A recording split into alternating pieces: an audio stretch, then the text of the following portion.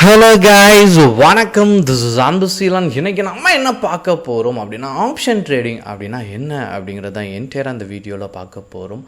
பிகினராக இருக்கிறீங்க அப்படின்னா இந்த வீடியோவை ஸ்கிப் பண்ணாமல் முழுமையாக பாருங்கள். வீடியோ பார்ப்பதற்கு முன்னாடி வீடியோவுக்கு லைக் பண்ண மறந்துடாதீங்க. அதே சமயம் நம்மளுடைய சேனலை சப்ஸ்கிரைப் பண்ணவும் மறந்துடாதீங்க. அதாவது நம்ம நார்மலாக என்ன பண்ணுவோம் அப்படின்னா, இனிஷியல் டைமில் ஒரு ஸ்டாக்கில் ட்ரேட் பண்ணுறது ரொம்ப ஈஸியாக இருக்கும், சரிங்களா? அதாவது என்ன அப்படின்னா, நம்ம ஒரு ஷேரை பை பண்ணணும்னு நினைக்கிறோம். Intraday, long term. நான் இன்றைக்கே வாங்கி இன்றைக்கே விற்கிறேன்னா இன்ட்ராடே. லாங் டேர்மில் எடுத்துகிட்டு போகிறேன். இதை நான் ஹோல்ட் பண்ணி நான் லாங் ரனில் நான் எடுக்க போகிறேன். எவ்வளோ வருஷம்னாலும் நீங்கள் ஹோல்ட் பண்ணலாம், கம்பெனி இருக்கிற வரைக்கும், சரிங்களா? அப்போ லாங் ரனில் எடுத்துகிட்டு போகிறேன் அப்படின்னா இதை நார்மலாக பை கொடுப்போம். இந்த ஷேர், இந்த பர்டிகுலராக ஹெச்டிஎஃப்சி பேங்க் 1804 மேலே போச்சு, 1900 போச்சுன்னா நம்ம வித் ப்ராஃபிட்டை மேக் பண்ணுவோம். இதுலேயே ஆப்ஷன் பண்ணணும்னு சொல்லுவாங்க. நெஃப்டியில் ஆப்ஷன் பண்ணுங்கள், பேங்க் நெஃப்டியில் ஆப்ஷன் பண்ணுங்கள். இதை எப்படி பை பண்ணணும் அப்படிங்கிறதுல சரியான கன்ஃபியூஷன் இருக்கும், சரிங்களா?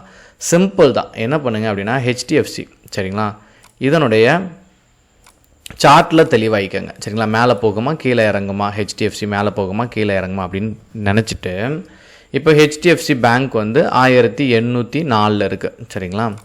இப்போ என்ன பண்ணுங்கள்,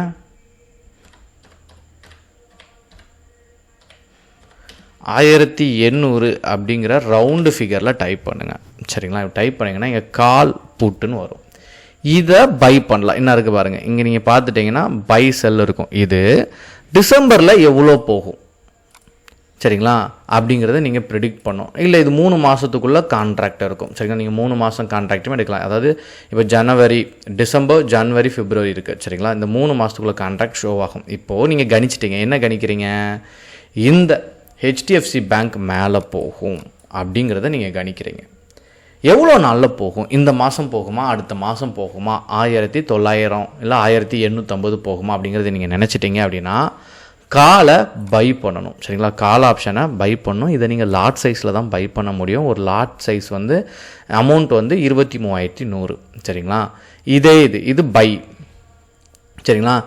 பை பண்ணி மேலே ஏறிச்சு அப்படின்னா உங்களுக்கு மேலே போகிற மாதிரி நீங்கள் மேலே போய்ட்டு திரும்ப போய் விற்றுடலாம். இது ஹெச்டிஎஃப்சி கீழே இறங்க போகுது அப்படின்னு நீங்கள் கணிச்சிட்டிங்க, சரிங்களா? எவ்வளோ வரப்போகுது? திரும்ப 1800 1774 வரும் அப்படின்னா நீங்கள் என்ன பண்ணணும்? புட்டை பை பண்ணணும். இப்போ கன்ஃபியூஷன் வரும். எப்படி புட்டை பை பண்ணணும் அப்படிங்கிற கன்ஃபியூஷன் வரும், சரிங்களா? அந்த கன்ஃபியூஷன் ஒன்றுமே இல்லை. இங்கே என்ன நடக்கும், ஃபங்க்ஷன் என்ன, இதுக்குள்ளே என்ன நடக்கும்? மார்க்கெட் மேலே போகும்போது கீழே போகும்போது சார்ட்டை ஓப்பன் பண்ணி பர்சனலாக பாருங்கள். என்னங்கிறத மட்டும் நான் விளக்கம் கொடுத்துட்றேன். அதாவது மார்க்கெட் மேலே போகும்போது கால் மேலே போகும், புட்டு கீழே இறங்கும். அதனால தான் நீங்கள் புட்டை பை பண்ண முடியாது. பை பண்ணிங்கன்னா லாஸ் வரும்.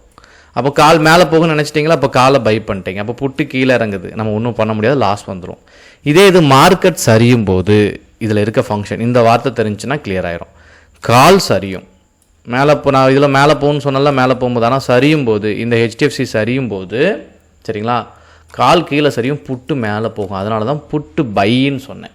புட்டை நீங்கள் பை தான் பண்ணணும், கீழே இறங்கும் அப்படின்னு கணிச்சிது அப்படின்னா. சிம்பிளாக இந்த வீடியோ பார்க்குற எல்லாருமே பிகினராக இருப்பீங்க. நான் சிம்பிளாக ஒன்று சொல்கிறேன். என் கிளாஸில் படிக்கிற ஸ்டூடெண்ட்டுக்குமே நான் முக்கியமாக சொல்லிக் கொடுக்குறது இந்த ஒரு விஷயம் தான். நீங்கள் அதை கரெக்டாக பண்ணிடுங்க அப்படின்னு சொல்லுவேன். எந்த ட்ரேட் எடுத்தாலுமே மந்த்லி டைம் ஃப்ரேம் போடுங்க. இதனுடைய லோ ஹையை மார்க் பண்ணுங்கள். ப்ரீவியஸ் டே க்ரீனாக இருக்கான்னு பாருங்கள், சரிங்களா? தொடர்ந்து இது ட்ரெண்ட் வைஸ் அப் ட்ரெண்டில் இருக்கான்னு பாருங்கள். ப்ரீவியஸ் டே பிரேக் பண்ணும்போது என்ட்ரி கொடுத்து காலை பை பண்ணிங்க அப்படின்னா ப்ராஃபிட் இருக்கும், சரிங்களா? இது நார்மலான ஸ்ட்ராட்டஜி. இதுக்கடுத்து நீங்கள் 1 by 1 எடுக்கணும்.